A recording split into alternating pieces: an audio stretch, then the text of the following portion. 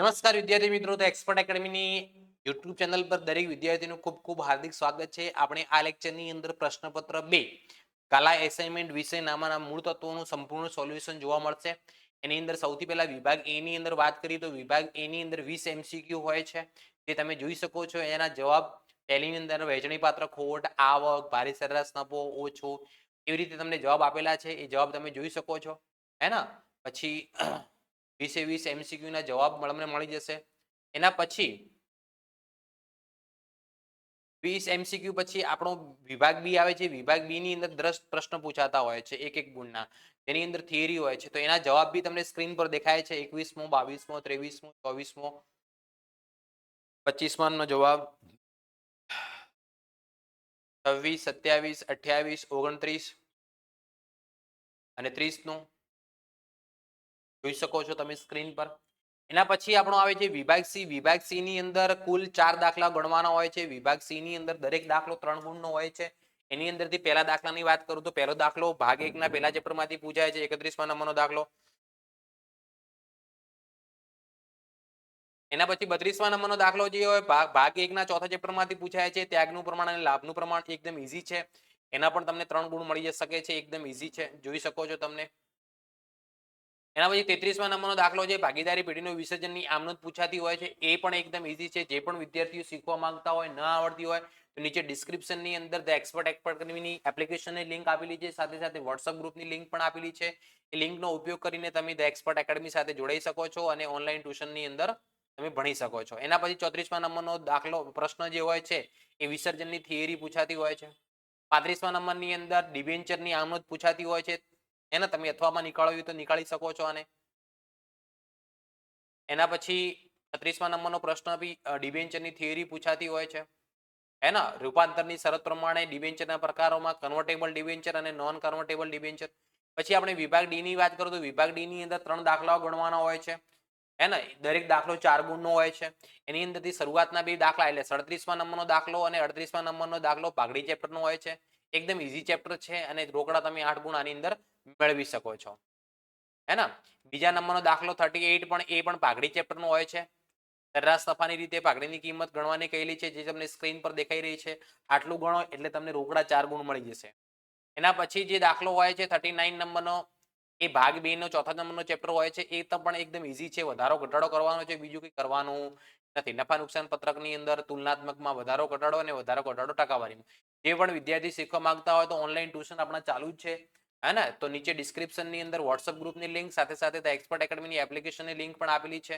અથવા તો mobile number તમને આપી દઉં. WhatsApp number 9737448382, 9737448382. આ નંબર પર તમે વોટ્સઅપ કરીને સીધા જ કોઈ પણ પ્રકારના ડાઉટનું સોલ્યુશન મેળવી શકો છો. 40મા નંબરનો પ્રશ્ન રોકડ મળનો પૂછાય છે. ચેપ્ટર ભાગ 2 નો છેલ્લો ચેપ્ટરની અંદરથી પૂછાતો હોય છે. એ પણ એકદમ ઈઝી છે. સોરી, આ હિસાબી ગુણોત્તરનો ચેપ્ટરનો છે. એ સૂત્રો ઉપર આધારિત ચેપ્ટર છે. સૂત્રો આવડે તો દાખલો આવડી જાય. પ્રવાહી મિલકતોનું સૂત્ર, પ્રવાહી ગુણોત્તર. એના પછી જે હોય છે રોકડ પ્રવાહપત્ર હોય છે, ભાગ 2 નો છેલ્લો ચેપ્ટર, જે તમે સ્ક્રીન પર જોઈ શકો છો.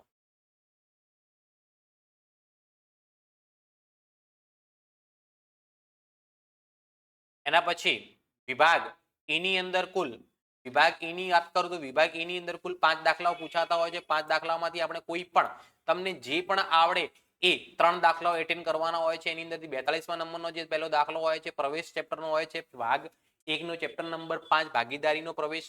એની અંદર સૌથી પહેલા પુનઃમૂલ્યાંકન ખાતું, ભાગીદારોના મૂડી ખાતા જે તમને સ્ક્રીન પર દેખાઈ રહ્યા છે. એના પછી રોકડ અથવા બેંક ખાતું, જે સ્ક્રીન પર તમને દેખાઈ રહ્યું છે, અને પાકું કરવું. આટલું દાખલો ગણો એટલે રોકડા આપણને 8 ગુણ મળી જાય. જે પણ વિદ્યાર્થી મિત્રોને આ દાખલાઓમાં તકલીફ પડતી હોય ઓનલાઈન ટ્યુશનની અંદર જોડાઈ શકે છે. નીચે બધી માહિતી આપેલી છે. મોબાઈલ વોટ્સઅપ ગ્રુપની લિંક આપેલી છે, ધ એક્સપર્ટ એકેડમીની એપ્લિકેશનની લિંક આપેલી છે, અને મોબાઈલ નંબર પણ તમને આપી દઉં છું, 9737448382. 43મા નંબરનો દાખલો બી પ્રવેશ ચેપ્ટરનો જ હોય છે, જે તમને સ્ક્રીન પર દેખાઈ રહ્યો છે. સૌથી પહેલા પુનઃમૂલ્યાંકન ખાતું, એના પછી ભાગીદારોના મૂડી ખાતા બનાવવામાં આવે છે, એના પછી રોકડ અથવા બેંક ખાતું બનાવવામાં આવે છે, અને છેલ્લે પાકું સરવૈયું તૈયાર કરવામાં આવે છે. એના પછીનો નેક્સ્ટ દાખલો જે 44મા નંબરનો હોય છે, એ પણ ભાગીદારીનો નિવૃત્તિ ચેપ્ટરનો હોય છે. એ પણ એકદમ ઈઝી ચેપ્ટર છે. એની અંદર બી પુનઃમૂલ્યાંકન ખાતું, ભાગીદારોના મૂડી ખાતા, રોકડ અથવા બેંક ખાતું અને પાકું સરવૈયું તૈયાર કરવામાં આવે છે. એના પછી નેક્સ્ટ દાખલો જે હોય છે ભાગ 2 ના પહેલા ચેપ્ટરનો શેર મૂડીના વ્યવહારો એ પણ આમનો જ લખવાની હોય છે. એ એકદમ ઈઝી ચેપ્ટર છે, એની અંદરથી 2 દાખલાઓ પૂછાય છે.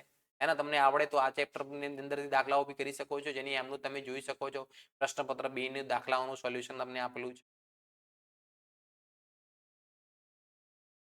જે પણ વિદ્યાર્થી મિત્રો ઓનલાઈન ટ્યુશનમાં જોડાવા માંગતા હોય તો નીચે ડિસ્ક્રિપ્શનમાં વોટ્સઅપ ગ્રુપ ડિસ્ક્રિપ્શનની અંદર એક્સપર્ટ એકેડમીની એપ્લિકેશનની સાથે સાથે વોટ્સઅપ ગ્રુપની લિંક આપેલી જ છે. તો મોબાઈલ નંબર લખી દો 9737448382 9733448382. તમે એનું સોલ્યુશન જોઈ શકો છો શેર મૂડીના વ્યવહારો. એના પછી આપણું આવશે વિભાગ એફ. વિભાગ એફ ની અંદર 2 દાખલા વાર્ષિક હિસાબોના પૂછાતા હોય છે. એક ભાગીદારી પેઢીના વાર્ષિક હિસાબો એટલે ભાગ 1 નું ચેપ્ટર 2 અને બીજો કંપનીના વાર્ષિક હિસાબો એટલે ભાગ 2 નો ચેપ્ટર નંબર 3. તો અહીંયા 47મા નંબરનો દાખલો જે છે એ ભાગીદારી પેઢીના વાર્ષિક હિસાબોનો નફા નુકસાન પત્રક બનાવવાનું કહેલું છે. નફા નુકસાન ખાતું બનાવ્યું જે સ્ક્રીન પર દેખાય છે, જે તમે જોઈ શકો છો. એના પછી નફા નુકસાન ફાળવણી ખાતું, ભાગીદારોના મૂડી ખાતા અને પાકું સરવૈયું બેલેન્સ શીટ. આટલો દાખલો ભણો એટલે રોકડા 11 ગુણ મળી જાય. 11 ગુણનો દાખલો પૂછાય છે. પછી એના પછી કંપનીના વાર્ષિક હિસાબો. છેલ્લો દાખલો જે 48મા નંબરનો હોય એ કંપનીના વાર્ષિક હિસાબો એ ફોર્મેટ ઉપર આધારિત છે. ફોર્મેટ આવડે દાખલો આવડી જાય.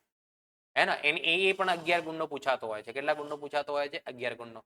એની અંદર નફા નુકસાન પત્રક બનાવવાનો હોય છે અને છેલ્લે પાકા સરવૈયાનું પત્રક બનાવવાનું હોય છે. તમે સ્ક્રીન પર જોઈ શકો છો. પાકું સરવૈયું.